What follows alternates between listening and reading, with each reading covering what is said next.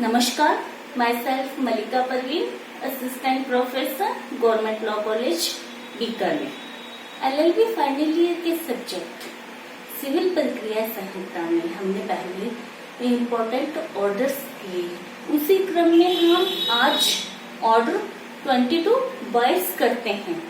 Order 22/22 क्या बताता है? जैसा कि मैंने पहले भी बताया है कि ऑर्डर की हेडिंग हमें बता देती है कि उस ऑर्डर में क्या क्या बताया गया है।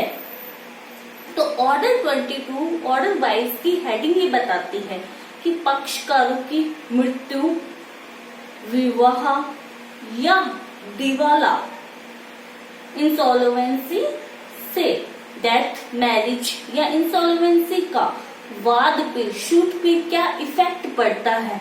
क्या अबेटमेंट हो जाता है?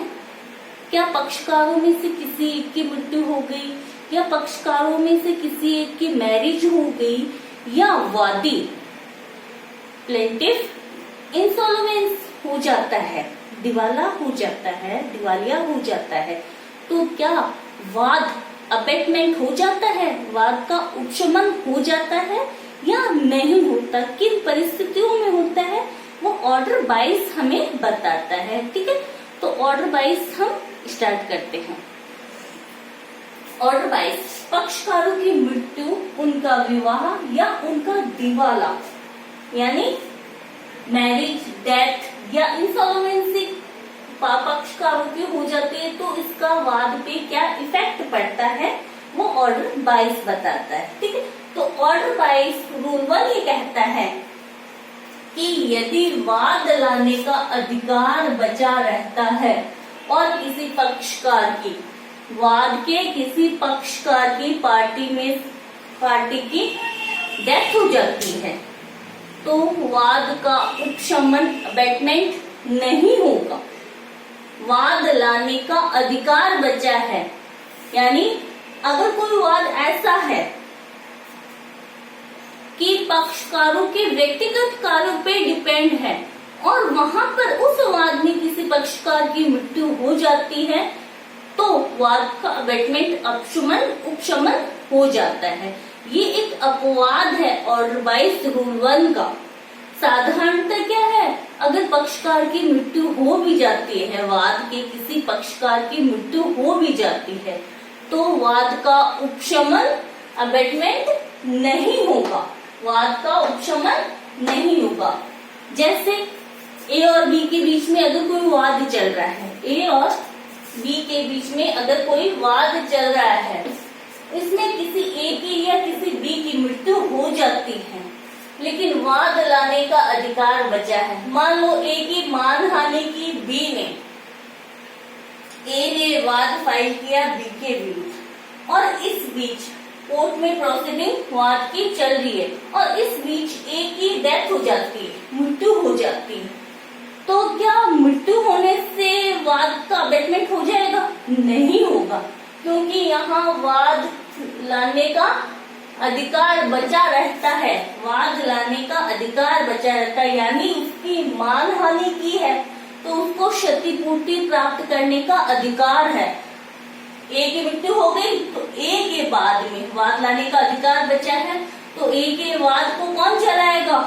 ए के लीगल रिप्रेजेंटेटिव LR चलाएंगे, ए के विधिक प्रतिनिधि उस वाद को ए की तरफ से चलाएंगे। ठीक है, लेकिन इसका एक अपवाद, व्यक्तिगत कार्य, अगर ए और बी के बीच में कोई कांटेक्ट हुआ, ए ने कहा कि मैं बी के लिए पेंटिंग बना दूंगा, ए ने बनाई नहीं, ए ने पेंटिंग बनाई नहीं, ए ने पेंटिंग बनाई नहीं तो बी क्या करता है? ए के विरुद्ध वाद लेके आता है कि इसने मेरे को पेंटिंग बना के नहीं दी।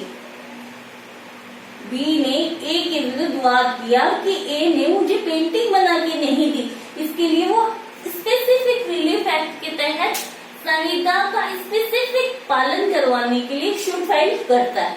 और इस बीच अगर ए की मृत्यु हो जाती है, ए की मृत्यु हो जाती है तो वाद लाने का अधिकार तो बचा हुआ है, लेकिन अपवाद आ रहा है, इसने व्यक्तिगत कार्य कहा था, पर्सनल कहा था कि मैं पेंटिंग बना दूंगा। अब अगर ए की डेथ हो जाती है तो वो पेंटिंग ए के एलआर नहीं बना सकते। ये उसकी व्यक्तिगत क्षमता के अंतर्गत, पर्सनल कैपेसिटी के अंतर्गत काम था। इसलिए अगर ए की मृत्यु हो जाती है तो वाद का उपशमन, अबेटमेंट हो जाएगा। ठीक है। सेकंड आता है ऑर्डर बाय रूल सेकंड 2 कि कई वादी, मान लो किसी वाद में कई वादी हैं या किसी वाद में कई प्रतिवादी हैं और उनमें से अगर किसी एक वादी की या किसी एक प्रतिवादी की डेथ हो जाती है, मृत्यु हो जाती है, तो क्या वाद का उपशमन होगा? नहीं होगा। नहीं होगा। क्यों नहीं होगा?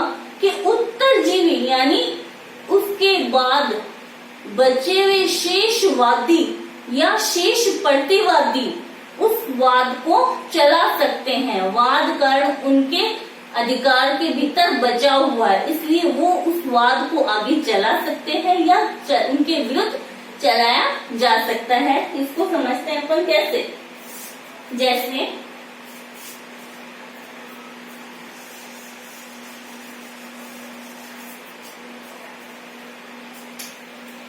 रूल बाइस का, रूल बाइस, ऑर्डर बाइस रूल 2 कि ए, बी, सी और डी किसी वाद में वादी हैं, सारे की सारे क्या प्लेंटिफ है, और ई, एफ, जी, एच एक भी हो सकता है और कई भी हो सकते हैं के विरुद्ध वाद चला रहे हैं। अगर वादी में से किसी एक की मृत्यु हो जाती है, मान लो सी की डेथ हो जाती है, सी की डेथ हो जाती है, कई वादी हैं, कई वादियों, कई प्लेंटिफ हैं, उनमें से किसी एक प्लेंटिफ की डेथ होने से वाद का उपशमन नहीं होगा, यानी वाद का अबेटमेंट नहीं होगा, क्योंकि वाद लाने का अधिकार उत्तरजीवी यानी जो उसके बाद में शेष जीवित रहे हैं, सी की डेथ होगी, उसके बाद में जो जीवित रहे उनके पक्ष में वाद लाने का अधिकार बचा है, तो वो वाद को आगे चला सकते हैं।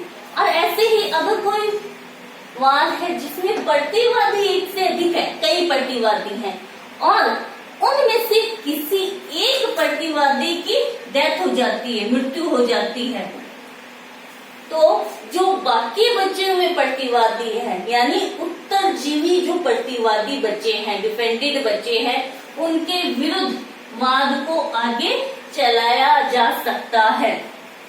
तो रूल 2 में क्या था कि कई वादी, उनमें से किसी एक की मृत्यु होती है, या कोई वाद ऐसा है जिसमें कई प्रतिवादी हैं और उनमें से किसी एक प्रतिवादी की डेथ हो जाती है, तो वाद को जो शेष बचे हुए वादी या शेष बचे हुए जो डिफेंडेड हैं उनके विरुद्ध आगे चलाया जा सकता है। ठीक है। ये था ऑर्डर बाइस का रूल 2। अब आता है ऑर्डर बाइस का रूल 3 और 4। दोनों रूल 2 के जैसे ही हैं। रूल 2 में तो क्या थे, कई वादी हैं या किसी वाद में, या कई प्रतिवादी, या तो कई प्लेंटिफ हैं बहुत सारे, या कई डिफेंडेड बहुत सारे हैं, तो उसमें से किसी एक की यानी 5-7 जने हैं और उनमें से किसी एक की डेथ हो जाती, तो उससे वाद पे क्या इफेक्ट पड़ेगा वो 2 में बताया था, रूल 2 में बताया था। अब आगे रूल 3 और रूल 4 ये दोनों अलग अलग बात बताते हैं कि रूल 3 में तो कहते हैं कि कई वादियों में से एकमात्र वादी जो बचता है उसकी डेथ हो जाती है। इसको समझने के लिए अपन देखते हैं पहले रूल 3 है। ठीक है। ऑर्डर वाइज का रूल 3 का एग्जांपल समझा रही मैं कि जैसे ए, बी, सी और डी और ई ये 5 वादी थे। शुरू में जब वाद लाया गया तो 5 वादी थे। ठीक है। और अगर उनमें से 2 वादियों की डेथ हो जाती है, बाद में 2 वादी की डेथ हो जाती है, तो शेष बचे जो बाकी बचे हैं यह वाद आगे चला नहीं सकते अकेले अकेले, है ना। अकेले ये सिर्फ वाद को आगे चला नहीं सकते, तो इनको क्या करना होगा, जिनकी मृत्यु हुई है, जिन वादियों की मृत्यु हुई है, उनके एलआर को लेंगे, उनके लीगल रिप्रेजेंटेटिव को वाद का पक्षकार बनाएंगे। फिर वाद को कौन आगे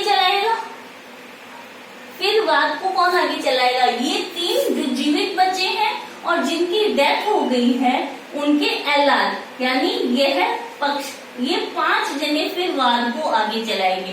डी के एलआर और ई के एलआर ए बी सी के साथ में मिलकर वाद को आगे चलाएंगे। समझ आया। अगर कई वादी हैं और उनमें से किसी एक की मृत्यु हो गई है और शेष बचे हुए, यानी शेष जो उत्तरजीवी वादी बचे थे, वो अकेले वाद को आगे चला नहीं सकते, यानी वादकार उनके पक्ष में, केवल उनके पक्ष में जीवित नहीं रह सकता या चल नहीं सकता। तो जो बचे हुए, यानी जो शेष उत्तरजीवी बचे हुए जो प्लेंटिफ हैं, वो जिनकी डेथ हो गई है, उनके एलआर को, उनके विधिक प्रतिनिधि को वाद का पक्षकार बनाएंगे, पार्टी बनाएंगे, फिर वाद आगे चलेगा। समझ आए। और अगर ऐसे ही, अगर मान लो ये 5 व्यक्ति शुरू में वाद, ये तो फर्स्ट कंडीशन थी। सेकंड कंडीशन आती है कि 5 वादी थे शुरू में और उनमें से पहले 4 की डेथ होती है, तो उनके एलआर, और एक वादी जो सिर्फ एकमात्र बचा था, शेष बचा था, उसकी भी डेथ हो जाती, तो फिर इन सब के एलआर, यानी इन सब का विधिक प्रतिनिधि A B C D E F, जितने भी वादी हैं, उन सब के क्या है, एलआर, उनके लीगल रिप्रेजेंटेटिव वाद को आगे चलाएंगे। समझ आया। इसमें 2 कंडीशन थी। पहले तो क्या, कुछ वादियों की डेथ होती है और जो शेष उत्तरजीवी बचे हैं वो वाद को आगे चला नहीं सकते, सिर्फ अकेले वाद को चला नहीं सकते। तो जिनकी डेथ हुई थी, जिन वादियों की डेथ हुई थी प्लेंटिफ की, उनके विधिक प्रतिनिधि को वो वाद का पक्षकार बनाएंगे। सेकंड कंडीशन ये आती है कि एकमात्र, यानी बाकी सबकी डेथ हो गई, एकमात्र जो वादी बचा था और उसकी भी डेथ हो गई, तो उन सब के विधिक प्रतिनिधि, उन सब के लीगल रिप्रेजेंटेटिव वाद को आगे चलाएंगे। और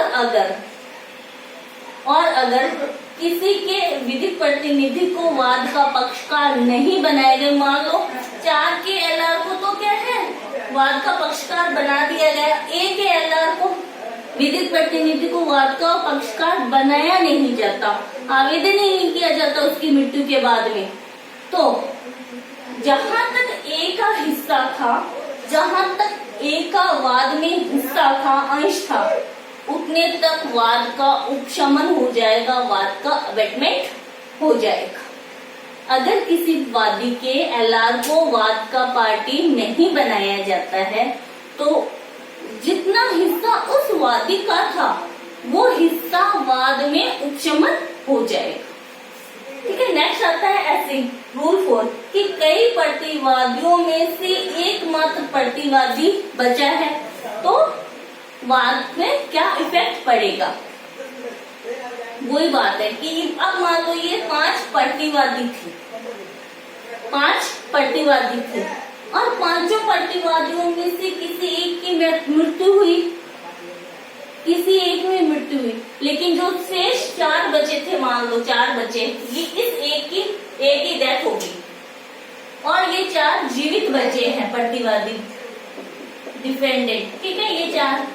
ये चारों के विरुद्ध अकेले वाद को चलाया नहीं जा सकता, यानी जो शेष बचे हुए उनके सिर्फ उनके विरुद्ध वाद को आगे नहीं चलाया जा सकता। या सिर्फ एकमात्र बचा था, 4 की डेथ हो गई, एक मात्र बचा था और उसकी भी डेथ हो जाती। 5 प्रतिवादी थे, 5 डिफेंडेंट थे, 4 पहले डेथ हो जाती है और लास्ट में 5वें की भी डेथ हो जाती है। तो एकमात्र अगर जीवित बचा था और उसकी भी डेथ हो जाती, लेकिन वाद लाने का अधिकार, वाद उनके विरुद्ध चलाने का अधिकार बचा हुआ है, तो वहां पर उन जिनकी मृत्यु हुई है, जिनकी डेथ हो गई, उनके विधिक प्रतिनिधि को वाद का पक्षकार बनाया जाएगा। और अगर किसी डिफेंडेंट की मृत्यु हो गई और उसके विधिक एलआर को या उसके विधिक प्रतिनिधि को वाद का पक्षकार नहीं बनाया जाता है, तो जितने हिस्सा उसके विरुद्ध था, एक की मृत्यु हुई, एक ही एलआर को वाद की पक्षकार नहीं बनाया गया, तो जितना हिस्सा एक के विरुद्ध था वहां तक वो वाद उपशमन हो जाएगा, यानी अबेटमेंट हो जाएगा ए के पक्ष तक। ठीक है, यानी जितना हिस्सा या जितना अंश, जितना शेयर ए का था, ए के विरुद्ध जितना विरुद्ध वाद था, ए की डेथ होगी, ए के एलआर को वाद का पक्षकार पार्टी नहीं बनाया जाता, आवेदन ही नहीं किया जाता, तो ए के विरुद्ध वो वाद उपशमन हो जाएगा, वाद का अबेटमेंट हो जाएगा। फिर आता है इसमें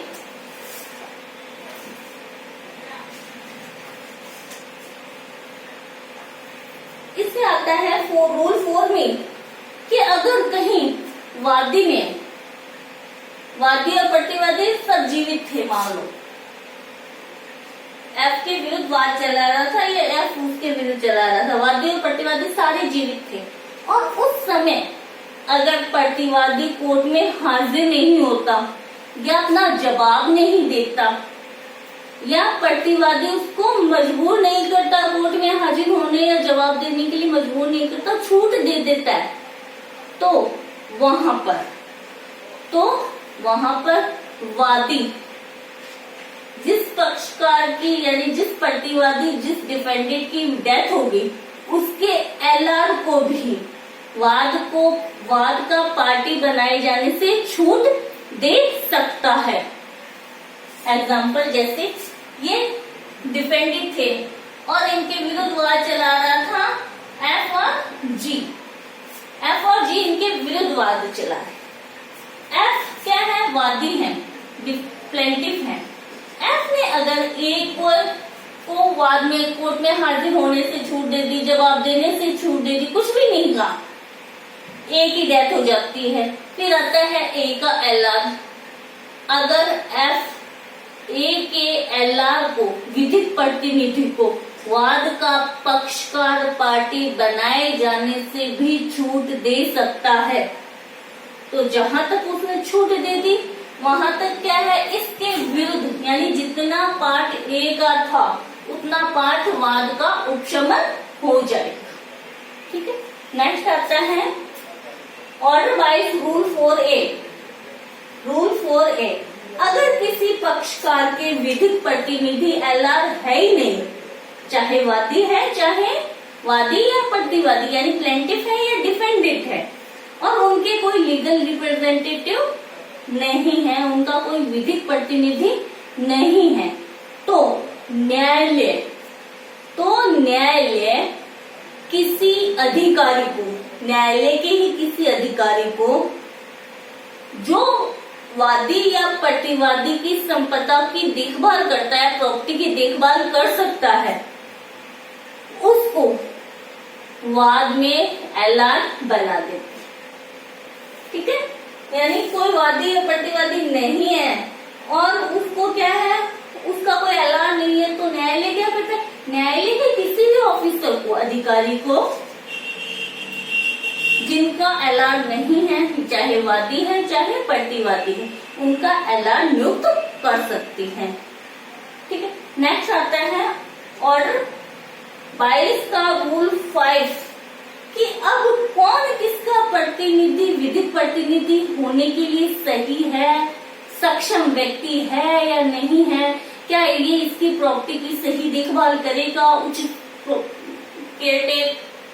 टेक केयर करेगा या देखभाल करेगा या नहीं करेगा, ये सब निश्चय कौन करेगा, कौन डिसाइड करेगा? जो न्यायालय वाद को सुन रहा है, जो न्यायालय वाद को सुन रहा है, वही न्यायालय ये डिसाइड करेगा कि यह व्यक्ति यानी एक्स व्यक्ति वादी, प्लेंटिफ या डिफेंडेड का विधिक प्रतिनिधि होने के लिए सक्षम व्यक्ति है। यानी मान लो एक्स या वाई के बीच में, एक्स वाई के बीच में वाद चल रहा है, एक्स का कोई लीगल रिप्रेजेंटेटिव नहीं है। अब न्यायालय बनाता है तो न्यायालय रूल 5 के तहत किसको बनाएगा, एक्स का एलआर किसको बनाएगा? तो न्यायालय देखेगा कि जिसको मैं एलआर बना रहा हूँ वो एक्स की प्रॉपर्टी की सही देखभाल करेगा या नहीं करेगा, एक्स के वाद को आगे सही तरीके से चलाएगा या नहीं चलाएगा। ये सब कुछ देखने के बाद में ही जो न्यायालय वाद को सुन रहा है वही न्यायालय विधिक प्रतिनिधि का अवधारण करेगा, यानी वही न्यायालय डिसाइड करेगा कि ये इसका विधिक प्रतिनिधि हो सकता है। फिर आता है ऑर्डर बाय रूल 6। सुनवाई के पश्चात मृत्यु होने से वाद का उपशमन अबेटमेंट नहीं होगा। यानी न्यायालय ने वाद की हेयरिंग पूरी कर ली, सुनवाई पूरी कर ली, लेकिन न्यायालय का डिसीजन यानी निर्णय अभी तक नहीं आया। सुनवाई वाद की समाप्त होगी, हेयरिंग पूरी खत्म हो गई, अब डिसीजन आने वाला है, लेकिन डिसीजन आया नहीं। उससे पहले वाद के किसी भी पक्षकार की मृत्यु हो जाती है, यानी प्लेंटिफ या डिफेंडेड किसी की भी डेथ हो जाती है, तो वाद का उपशमन नहीं होगा, वाद का अबेटमेंट नहीं होगा। न्यायालय उसके विरुद्ध या उसके पक्ष में निर्णय ऐसे सुना सकता है कि मानो वो पक्षकार जीवित ही हो। यानी सुनवाई समाप्त होने के बाद में पार्टी की मृत्यु होने से, डेथ होने से वाद पर कोई इफेक्ट नहीं पड़ेगा, वाद का उपशमन नहीं होगा, अबेटमेंट नहीं होगा। तो ये थे ऑर्डर 22 के रूल 6 तक। आगे हम ऑर्डर 22 के रूल 7 से लेके 12 तक नेक्स्ट वीडियो में करेंगे। Thank you so much.